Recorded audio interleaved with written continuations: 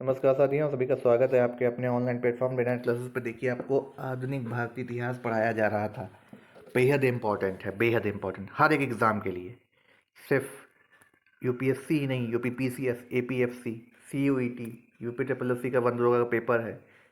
और साथ ही साथ अपकमिंग एग्ज़ाम आरओ एआरओ भी है। इसको परिपेक्ष में ध्यान में रख लीजिए। ये सभी बहुत हर एग्ज़ाम के लिए इम्पोर्टेंट है। हाई कोर्ट का भी आने वाला है। फ्री पीडीएफ हम आपको जैसा बताते हैं हमारे इन तीनों जगहों पे मिलेगी। टेलीग्राम चैनल है हमारा, फेसबुक पे पेज है, ट्विटर पे पेज है। वीडियो को लाइक करिए, खूब सारा शेयर करिए। सीयूईटी वाले बच्चों के लिए बता चुके हैं, उनको जल्दी ही बहुत ही बड़ी खुशखबरी उनको के लिए दी जाएगी।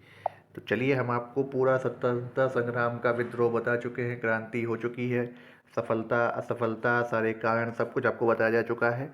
अब हम आते हैं और सारे उसके बाद से कई विद्रोह उससे पहले जो हुए थे उनकी चर्चा करते हैं, उनके बाद हुए उनकी भी चर्चा करेंगे। तो आइए, इम्पोर्टेंट है। यूपीएससी में ये विद्रोह बहुत पूछे जाते हैं। यूपीएससी में विद्रोह बहुत पूछे जाते हैं। पहला था हमारा फ़कीर विद्रोह। तो ये बंगाल में 1776-77 में हुआ था। ये घुमक्कड़ मुसलमान धार्मिक फ़कीरों का गुट था, जिसके नेता मजनू शाह, ये पूछा जाता है। इम्पोर्टेंट है। नेता कौन था? मजनू शाह ने अंग्रेजी शासन के विरुद्ध विद्रोह करते हुए जमींदारों किसानों से धन की वसूली की थी। इम्पोर्टेंट है। मजनू शाह की मृत्यु के बाद चिराग अली शाह ने आंदोलन का नेतृत्व प्रदान किया, यही पूछा जाता है। भवानी पाठक और देवी चौधरी से हिंदू नेताओं ने भी इसको विद्रोह को आंदोलन को सफल बनाया था। बहुत इंपॉर्टेंट है, पूछा जाएगा, पूछा जाता है। क्या फकीर विद्रोह के नेता कौन थे? मजनू शाह, उसके बाद चिराग अली, और कौन बाहर हिंदू नेता थे? देवी चौधरानी, भवानी पाठक। चलिए अगला देखते हैं। पागलपंथी विद्रोह कौन सा है? पागलपंथी विद्रोह। टाइम पीरियड पूछा जाएगा, 1813 से 1831 तक चलता है। बंगाल में पागलपंथियों का जो एक अर्ध धार्मिक संप्रदाय का विद्रोह हुआ, इस संप्रदाय का संस्थापक करम शाह को माना जाता है। वेरी वेरी इंपॉर्टेंट, करम शाह। बंगाल में जमींदारों के मुजारों यानी पर मजारों पर जो किए गए अत्याचारों के 1813 में विद्रोह में नेतृत्व जो है करम शाह के पुत्र टीपू मीर करते हैं। तो कौन थे? पहले करम शाह थे, उसके बाद टीपू मीर थे, ने प्रदान किया। 1812 में टीपू की जींद में मृत्यु भी हो जाती है। तो इम्पोर्टेंट आपसे पूछा जाए, एरिया कौन था? बंगाल पागलपंथी का, और करम शाह संस्थापक थे और टीपू मीर ने आगे किया था। अगला सन्यासी विद्रोह, वेरी इंपॉर्टेंट, बहुत बार पूछा गया है यूपीएससी में तो कई बार। यह विद्रोह बंगाल में हुआ। 1770 में बंगाल में पड़े अकाल ने इस प्रांत को अराजकता और कष्टों से ग्रस्त कर दिया। दूसरी ओर तीर्थस्थल की यात्रा पर प्रतिबंध भी लगा के इन सन्यासियों को इतना क्षुब्ध कर दिया कि विद्रोह पर आ गए। इन सन्यासियों में अधिकांश शंकराचार्य के अनुयायी थे, जो हिंदू और नागा और गिरिशास्त्र सन्यासी थे। इन सन्यासियों ने जनता के साथ मिलकर अंग्रेजी कोठियों पर धावा बोला और खजाने को लूटा। गवर्नर जनरल वारेन हेस्टिंग्स देखिए थे, ने लंबे सैन्य शासन के अभियान के बाद इस विद्रोह को कुचलने में सफलता पाई। बहुत इंपॉर्टेंट पूछा जाता है, किसने हटाया था? बंगाल में था, अधिकांश सन्यासी ही थे, वैन हेस्टिंग प्रेस में नाम आता है, इसलिए इंपॉर्टेंट है। अब बंकिम चंद्र चट्टोपाध्याय ने इसको वर्णन किया था। कहाँ किया था? आनंद मठ में अपने उपन्यास में सन्यासी विद्रोह का उल्लेख भी किया था। वेरी इंपॉर्टेंट, पूछा जाता है। फरेजी आंदोलन 1820 से 1858 तक चला। फरेजी बंगाल के फरीदपुर निवासी हाजी सरायतुल्ला के संप्रदाय के अनुयायी थे।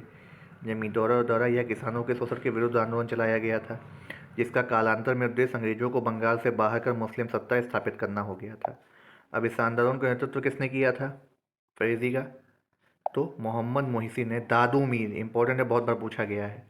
नारा दिया था कि समस्त भूमि का मालिक खुदा है। फरेजी आंदोलन का अंततः बहावी आंदोलन में विलय हो जाता है। तो ये पूछा था किस में विलय होता है? बहावी में। अगला कौन है? खोंड विद्रोह। ये 1832 से 1856 तक चलता है। खोंड खोंड एक जनजाति होती थी, को लोग तमिलनाडु से लेकर बंगाल तथा मध्य भारत तक फैले विस्तृत पहाड़ी क्षेत्रों में रहते थे। चक्र विश्नोई का नेतृत्व इसमें माना जाता है। इस जनजाति ने अंग्रेजों के विरुद्ध मानव बल प्रथा पर प्रतिबंध लगाने, नए करों को लगाने और आदि क्षेत्रीय कारणों से इस विद्रोह को किया था। अब अगला आता है आपका बहावी आंदोलन। ये आपका 1820 से 1870, 50 साल तक चलता है। देखिए, आपको जो हम विद्रोह बता रहे थे, ये आपका हो चुका था। खोंड जनजाति आपका आता है, खोंड भी हमने आपको बता दिया था।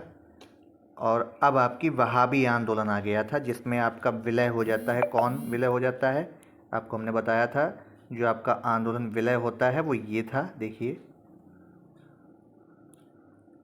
सन्यासी विद्रोह था। ठीक है, सन्यासी विद्रोह था। ये जो है आगे चल करके इसका विलय होता है। ठीक है, नहीं सन्यासी, सॉरी माफ़ कीजिएगा, सन्यासी विद्रोह नहीं था, ये आपका था कौन सा, पागलपंथी विद्रोह, ये इसमें जाके विलय हो जाता। तो वहाबी आंदोलन बहुत इंपॉर्टेंट है, कई सारे एग्जाम में इसको कई बार ऐसे कोरिलेट करके पूछा गया है और कई बार डायरेक्ट पूछा गया। तो ये देखते हैं, देखिए टाइम पीरियड याद रखिएगा, 1820 से 1870 का समय। ये मूलतः मुस्लिम सुधारवादी आंदोलन था जो नॉर्थ, वेस्ट और ईस्ट इंडिया, मिडिल इंडिया में सक्रिय था। वहाबी आंदोलन मुस्लिम समाज को भ्रष्ट धार्मिक तौर तरीकों से मुक्त कराने के लिए लक्ष्य पर कार्यरत किया था। संस्थापक कौन थे, अब्दुल वहाब थे। बाद में इस भारत में कौन इस आंदोलन को लाया, सैयद अहमद राय बरेलवी के कारण इसको काफ़ी लोकप्रियता मिली थी। सैयद अहमद की मृत्यु के बाद पटना वहाबी आंदोलन का मुख्य केंद्र बना और इस आंदोलन के महत्वपूर्ण नेताओं में थे विलायत इनायत, मौलवी कासिम अब्दुल्ला, ये इतने लोग शामिल थे। अब वहाबी आंदोलन के बारे में कहा क्या जाता है कि 1857 के विद्रोह की तुलना में कहीं अधिक नियोजित और सुसंगठित था। कोल विद्रोह यूपीएससी आईएएस के एग्जाम में कई बार क्वेश्चन पूछा गया है, टाइम पूछा गया है या कई बार पूछा गया कहाँ पे। तो कोल से आप नाम से जान गए कि छोटा नागपुर पठार का जो एरिया था, प्रमुख कारण था ब्रिटिश सरकार की नीतियाँ। 1831 में बुद्धो भगत के नेतृत्व में किया था, किसके भगत में, बुद्धो भगत के। बाद में कौन इसको संभालता है, गंगा नारायण, दोनों इंपॉर्टेंट नाम है, पूछा जाता है। और ये 1948 तक चला था, इतना लंबा चला था ये। कूका आंदोलन, कूका बेसिकली आप में पंजाब में कूकी आंदोलन का भगत जवाहर मल, ये बहुत इंपॉर्टेंट दो नाम है, ये ऐसे डायरेक्ट पॉलिटिकल पूछे जाते हैं। इधर लिखा हुआ कूका आंदोलन, इधर कौन होगा उसका, वो भगत जवाहर मल के नेतृत्व में हुई। सियान साहब के नाम से चर्चित जवाहर मल ने कूका आंदोलन की शुरुआत सिख पंथ में व्याप्त अंधविश्वास और बुराइयों को दूर करने के लिए किया। कूका आंदोलन के नेता राम सिंह कूका को सरकार ने रंगून में निर्वासित कर दिया, जहां उनकी 1885 में डेथ हो जाती है। प्रारंभ में यह आंदोलन एक धार्मिक आंदोलन था जो आगे चलकर राजनीतिक कारण की वजह से अंग्रेजों को यहाँ से बाहर निकालना था, ये बन जाता है। बाबा राम सिंह द्वारा ही नामधारी आंदोलन चलाया गया था। वेलुथम्पी विद्रोह, वेलुथम्पी आप नाम से जान गए होंगे, किस जगह के एरिया, केरल के तिरुवांकोर में 1800, 1808 और 9 में हुआ था। अंग्रेजों द्वारा दीवान की गद्दी छीनने तथा सहायक संधि तिरुवांकोर राज्य पर भारी वित्तीय बोझा डालने का कारण कर दिया गया। विद्रोह में नायर बटालियन ने उनका सहयोग किया। गोलियों से घायल वेलुथम्पी को मृत्यु के बाद भी अंग्रेज सेना ने सार्वजनिक रूप से फांसी पर लटकाया था, इतना क्रूएल जो है इन्होंने किया था। फिर क्या होता है, संथाल विद्रोह। संथाल विद्रोह संथाल 1855-56 में हुआ। अब आपसे क्वेश्चन ही पूछा जाएगा जस्ट पहले का विद्रोह कौन था, 1857 से पहले का, तो वो संथाल विद्रोह था 55-56 में। आदिवासियों का विद्रोह था, काफ़ी ज़बरदस्त रूप इसने लिया। अंग्रेजों के विरुद्ध पहला सशस्त्र यानी शस्त्र भी इसमें यूज किया गया, जनसंग्राम कहा गया। यह विद्रोह मुख्यतः बिहार के और बंगाल के मुर्शिदाबाद, भागलपुर और राजमहल के दमन कोल के में केंद्रित था। संथाल के लोगों ने भूमि कर अधिकारियों के हाथों दुर्व्यवहार, पुलिस के दमन, जमींदारों साहूकारों की वसूलियों के प्रति विरुद्ध अपना रोष प्रकट करते विद्रोह किया था। संथाल विद्रोह को सिद्धू और कानू नामक दो संथालों ने अपना नेतृत्व प्रदान किया था, ये नाम आपसे पूछा जाता है डायरेक्ट। इसके अलावा चांद भैरव भाइयों, फूलो झानों, जुड़वा बहनों ने संथाल विद्रोह का नेतृत्व सामदूत के मार्गदर्शन में किया था। सिद्धू कानू ने घोषणा की थी कि ठाकुर जी भगवान ने उन्हें आदेश दे दिया है कि वे आज़ादी के लिए हथियार उठा ले। ये लाइन इंपॉर्टेंट है, पूछी जाती है, आप में इसमें इसको लिख भी सकते हैं। 1855 में संथालों ने भागलपुर क्षेत्र के भगनीडीह तालुके में विद्रोह कर अंग्रेज कमांडर मेजर बारो को पराजित कर दिया था। फिर क्या होता है, अंग्रेज सरकार द्वारा की गई एक बड़ी सैन्य कार्रवाई के बाद संथालों का विद्रोह 1856 में दबाया गया। मुंडा विद्रोह, ये मुंडा विद्रोह आपका कई बार आया था झारखंड में।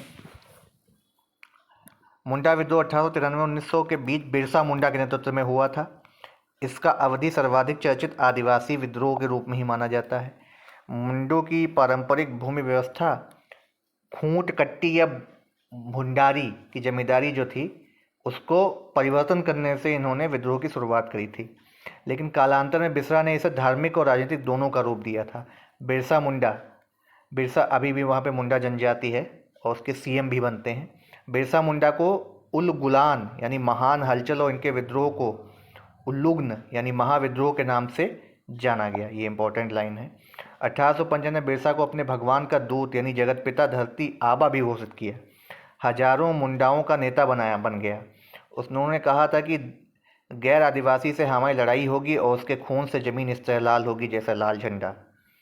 मुद्रा विद्रोह को ये मुंडा विद्रोह को जो सदाई लड़ाई भी कहा जाता है। फिर खासी विद्रोह, ये भी पूछा जाता है। मेघालय के गारो खासी जयंतिया में पहाड़ियों में रहने खासी लोगों का विद्रोह भी सरकार की गलत नीतियों के विरुद्ध था। इसके प्रमुख नेता थे तीरथ सिंह, ये पूछा जाता है इनका नाम। ये विद्रोह अंग्रेज स्कॉट द्वारा सिलहट को जयंतिया तथा गारो पहाड़ी क्षेत्रों से जोड़ने के लिए सड़क का निर्माण करने, पहाड़ों को काटने के लिए जो है ये विद्रोह हुआ था।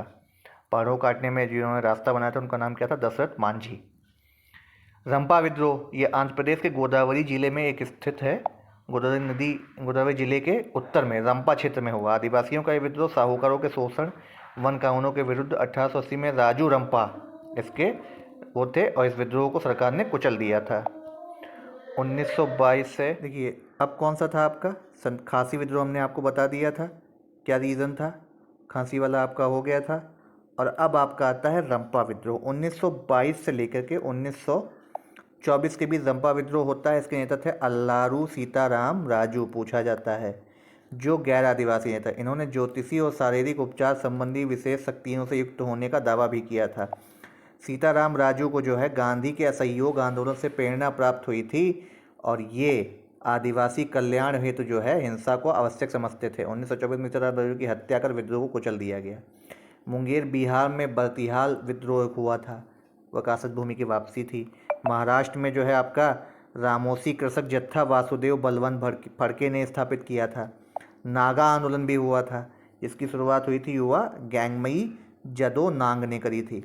इसका उद्देश्य वही था, एकता लाना, बेढंगे जो रीति रिवाज को ख़त्म करना था, प्राचीन धर्म को पुनर्जीवित करना था। 19 अगस्त 1931 को सरकार द्वारा जदो नांग को फांसी दे दी गई थी और इस आंदोलन को 17 वर्षीय नाग महिला गौंडेल्यू ने अपना नेतृत्व प्रदान किया था। ये नाम पूछा जाता, रानी गौंडेल्यू जो आगे बनी थी। जवाहरलाल नेहरू और सुभाष चंद्र बोस ने गौंडेल्यू को रानी की उपाधि से सम्मानित किया था। देखिए, आपको बताया इनका नाम यही था, रानी गौंडेल्यू। राय ने जियंदोनाग के धार्मिक विचारों के आधार पर हेका पंथ की स्थापना करी थी। मराठों के किलों में कार्यरत वंशानुगत कर्मचारी गडकारी कहलाते थे। मनमाने ढंग से बुरस की वसूली तथा मराठा सेना से बर्खास्तगी के कारण गडकारी विद्रोह हुआ था, जिसका केंद्र कोल्हापुर था। भील विद्रोह जो था आदिम जनजाति महाराष्ट्र के पश्चिमी तट के खानादेश में रहती थी। कृषि से जुड़ी कठिनाई तथा नई सरकार भयभीत होने के कारण सेवरम के नेतृत्व में भीलों ने 1812 से 19 तक विद्रोह किया था। अंग्रेजों के अनुसार इस विद्रोह को पेशवा बाजीराव द्वितीय तथा त्र्यंबक दांगलिया ने काफ़ी प्रोत्साहित किया था। अब हरिजन सेवक के महासचिव ढक्कर बप्पा ने जो है सर्वप्रथम जनजाति लोगों के बारे में आदिवासी शब्द का प्रयोग किया था। आपसे पूछा जा सकता है पहली बार आदिवासी शब्द का प्रयोग किसने किया। आने वाले वीडियो में आपको MCQ मिलेंगे जो बहुत इंपॉर्टेंट होंगे। तो तब तक के लिए आप सभी से यहीं पे धन्यवाद।